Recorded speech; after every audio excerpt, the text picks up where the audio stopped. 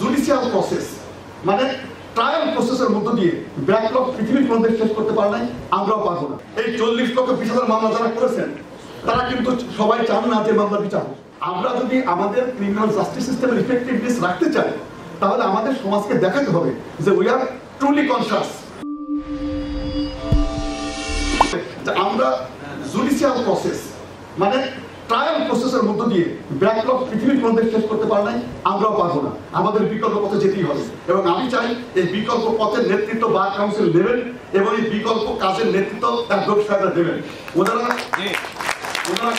Compromise করুন, mediation করুন, arbitration করুন, অ্যাডভোকেট সাহেবরা করবেন। এই যে কেসগুলো ট্রায়াল কোর্টে ট্রায়াল আসার যোগ্যতা রাখে না। কোন কোন কেস ট্রায়াল আসে পৃথিবীর অন্যান্য দেশে? The cases which involve legal questions, true legal questions, যেগুলো সেটা নয় সেগুলো আমরা নিশ্চয়ই আপোষের মাধ্যমে করে দিতে পারি। আমি ঢাকা কোর্টে থাকাকালে ফ্যামিলি কোর্টগুলোকে একত্র করে ফ্যামিলি কোর্ট তৈরি করে দিয়েছিলাম, কারণ আগে ফ্যামিলি কোর্টের মামলা বিভিন্ন সব জজ কাছে হইতো, দৌড়াইতে হতো। তো ফ্যামিলি কোর্ট এক জায়গায় করে দিলাম এবং ফ্যামিলি কোর্ট এক্সক্লুসিভ করে দিচ্ছিল ফ্যামিলি কোর্ট। ওরা এবং আমরা যে নেগোসিয়েশন, আর্বিট্রেশন, মেডিয়েশন, আমি যখন ছিলাম দেখা গেল প্রায় 23% কেস মেডিয়েশন হয়ে যাচ্ছে, 23% আউট অফ মেডিয়েশন। আর আমাকে বলতো জজ সাহেব স্যার আমরা আরো পারি, হয় না। কেন হয় না? বলে যে আমরা পার্টিদেরকে সব ঠিকঠাক করে দিয়ে দিই, তো ফিরে যাওয়ার পরে উকিল সাহেবরা ভোট করে দেয়। কেন দেয়?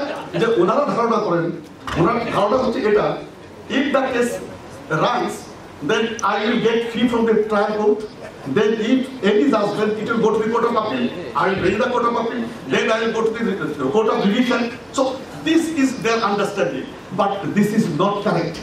Correct view হচ্ছে যদি আমরা দ্রুত আমাদের এই প্রক্রিয়ার মধ্য দিয়ে একটি মামলা চিরতরে নিষ্পত্তি করতে পারি, চিরতরে তাহলে কি হবে? তাহলে হচ্ছে যে নতুন নতুন মামলা দ্রুত আসবে। যখন আপনার কাছের লোকটা দেখবে এই লোক গেছিল মামলা দিয়ে কোর্টে 6 মাসের মধ্যে নিষ্পত্তি হয়ে রায় পেয়ে গেছে, তখন সে কিন্তু তার মামলাটা নিয়ে আসতে সাহস পাবে। এখন কিন্তু অনেক মানুষ সাহস পায় না। আর একটা হচ্ছে যে পুরন মামলা, একটা কথা আছে যে পুরন মামলা আগে করবো এবং ওই যে ইয়ে করবো, যেটা ব্যারিস্টার কবি সাহেব বলছিলেন যে শুধুমাত্র সিনিয়রিটি দেখে মামলা করা, এটা কিন্তু সবসময় ঠিক না। তাই যদি হয় তাহলে আমরা শুধু পুরনো মামলাই করতে থাকবো, আর যেগুলো আপনার ট্রুলি ডিজার্ভিং সেন্সেশনাল কেসেস সেটা কিন্তু হবে না। পৃথিবীর কেউ সেটা করে না। যেমন আরেকটা কথা বলি, আমাদের কোর্টে যে মামলা আছে 4,40,20,000, এই 40,20,000 মামলা যারা করেছেন তারা কিন্তু সবাই চান না যে মামলা বিচার হোক। বিভিন্ন কারণে মানুষ মামলা করে থাকে, তারা কিন্তু অনেকেই বিচার চান না।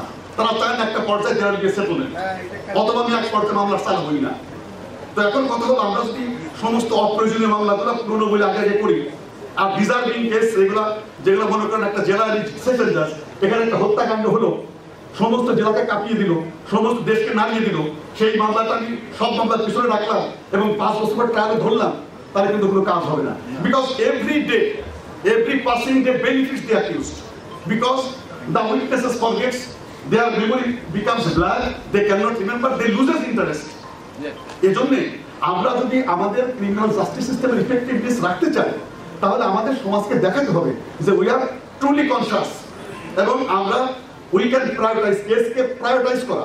পৃথিবীর সব দেশ তাই করে, কোন কেসটা ডিজার্ভিং, কোনটা প্রায়োরিটাইজ, সেই প্রায়োরিটাইজ করে সেটাকে আগে নিষ্পত্তি করে দিতে হবে। এই টেকনিকটা আমাদের বুঝতে হবে এবং আপনাদের সেটা মাথায় রাখতে হবে।